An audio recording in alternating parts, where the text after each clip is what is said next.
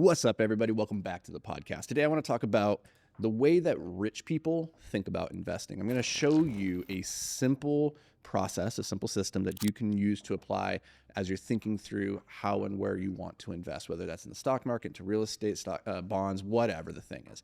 Now, the first thing I want you to understand when it comes to investing, though, is a lot of people have it twisted. When you're in the middle class, a lot of people think that investing is what's going to make them wealthy. And the truth is, it's probably not. On a long enough time frame, of course, if you save, $2,000 every month, for the next 50 years, you're going to look up and you're going to have a lot of money at that, when you get to retirement. True. But I think for a lot of people, the goal is to get wealthy a little bit sooner. And so you can't rely simply on your investments to get you there. The way I recommend thinking about your investments is that this is your money that's working as hard for you as you worked for it. But the number one goal, as Warren Buffett pointed out, is to not lose money. It is to put the money away and then let compounding interest do its hard work over the course of decades. But don't rely on that to go and make you rich. To get rich, we focus on our earning potential. Go increase how much value you can bring to the marketplace, increase your income, and then you can take a disproportionate amount of that income and apply it to your investments. So that's number one, is that most of the rich people that you look up to, they didn't actually get wealthy through investing. They got wealthy through something else. And even in Warren Buffett's case, he didn't necessarily get wealthy from the investments. In a lot of cases, he got wealthy from the management of those assets on behalf of the investors. It's actually a very different thing. So the framework in this that I want to share with you guys today is something very simple. It's called the magic triangle of investing. There's three sides, and these are the three sides of every investment that you have to consider. On one side, you have the profitability. That is your returns. Like, how much is this going to generate in income for you, right? That's one side. We have to measure. I'm investing in this thing. I'd like something for my efforts, right? So what's the profitability of this? The second side of the triangle is security. That is, another way of thinking about that is your risk. And the thing with the magic triangle of investing is it's very powerful for thinking about the different pushes and pulls. Like, you can't have all three sides of the triangle, and you can't optimize them all. You just have a bigger triangle, right? But you're going to have, sometimes an equilateral triangle, sometimes a right triangle, sometimes an isosceles, right? Sometimes it's acute. And I don't do geometry, so if those are not actually triangles, then don't yell at me. But the thing is, there's a trade-off. There's no such thing as a risk-free investment that has guaranteed upside and it's going to pay you millions and billions of dollars. And it has this last thing, which is the third side of the triangle, which is liquidity. That is accessibility. That's how easy is it to get to your money. Now, every investment falls somewhere on this triangle. So if we want to maximize our profitability, it's going to come at the expense of one of the other two sides of the triangle. You're either going to have a very profitable potential investment and it's maybe risky, or it could be very profitable and very low risk, but it doesn't have high liquidity. And liquidity simply means how easy is it for you to go and get the money. So let me walk you through, let me erase this real quick. I'm going to walk you through the different investment classes that a lot of people will typically think of, like bonds, stocks, real estate. And we're going to map them out based on these three sides of the triangle, right? And so we're going to put right here, let me just draw a line here. We're going to go S for security. We're going to go P for profitability. And we're going to go A for accessibility. We're going to go like that. Now let's talk about bonds. Bonds or treasuries are you could have corporate bonds, but let's talk about government-backed bonds. Bonds are a very low-risk investment that's backed by the full faith of the United States government. So as far as security goes, that's about as safe as you could possibly get. We're going to put that at a 9. It's not a 10 because no investment is completely risk-free. You can always lose money. The government can go bankrupt. It can go into a world war and your money just disappears and it's worth nothing, right? But bonds, pretty secure as far as investments go. Not much that's going to be more secure than that.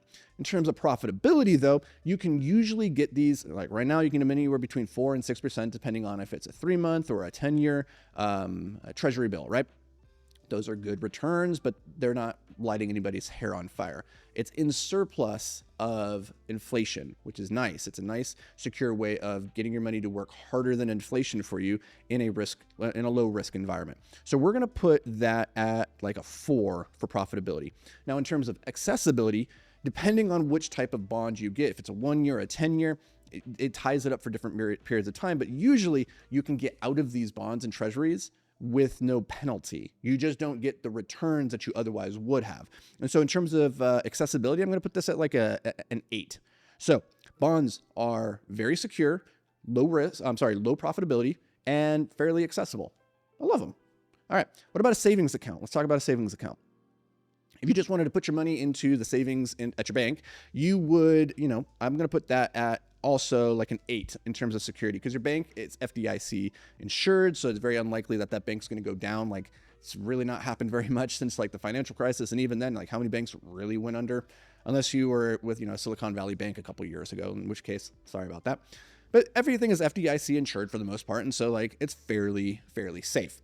Now, in terms of profitability, you're going to get a really abysmal interest rate on your savings. Usually it's like 1, maybe 2%. That doesn't even match inflation. So technically you're losing money over time. Your purchasing power of your money is weakening over time. So we're going to put that at a 1. Actually, let's not put it at a 1. That's not fair to it, because you could, even worse than putting it into a savings account is just like digging a hole in the backyard. That would be a 1. That's like the worst. So we'll put this at like let's call it a 2. We'll call it a 2.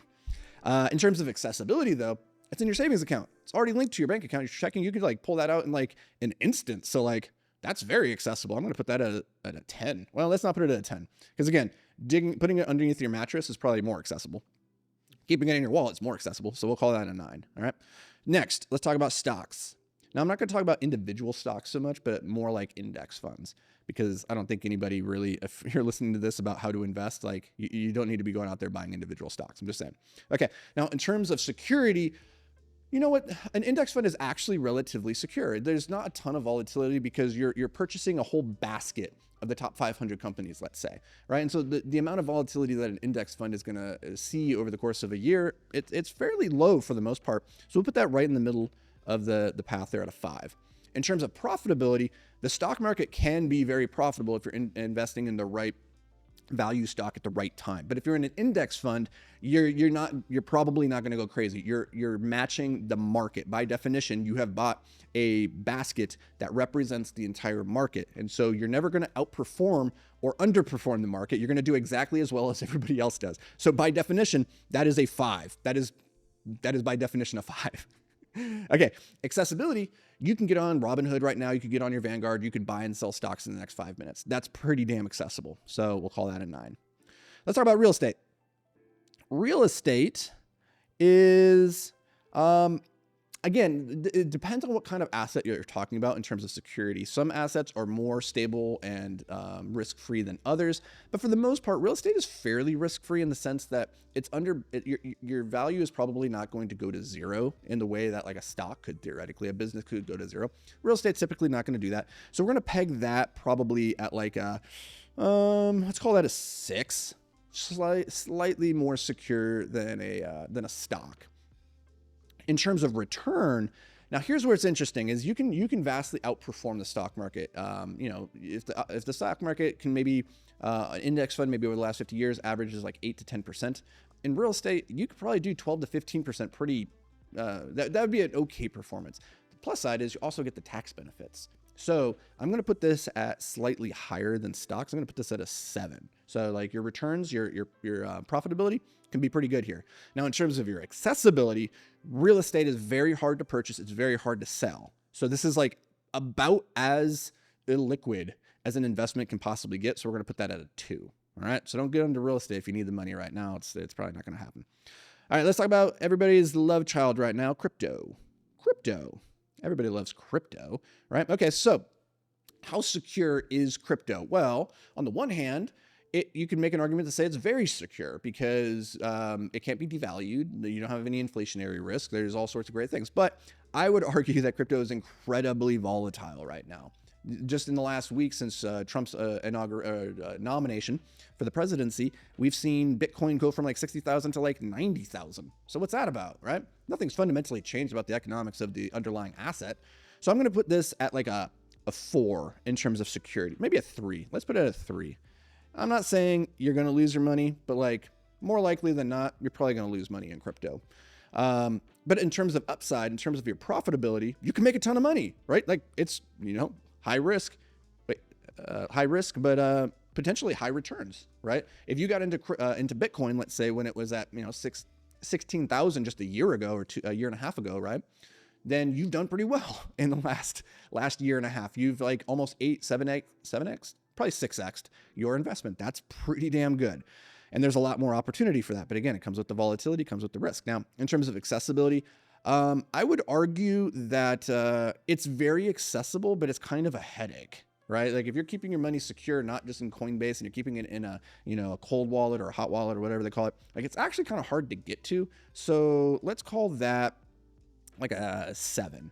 So you can get it. Nobody's going to stop you from getting it, but it's not the easiest thing in the world. Now let's talk about last is angel investments or private investments into like tech startups and different businesses, right? Now, these are very risky, very, very risky. Your likelihood of investing into a tech startup and actually winning is very, very low. This is why the best angel investors are the ones that spread out and diversify across like 15 different investments. If one of those hits, then they're solid. And the reason for that is because when one hits, it goes to a 10. So that thing is super risky, but has a ton of upside.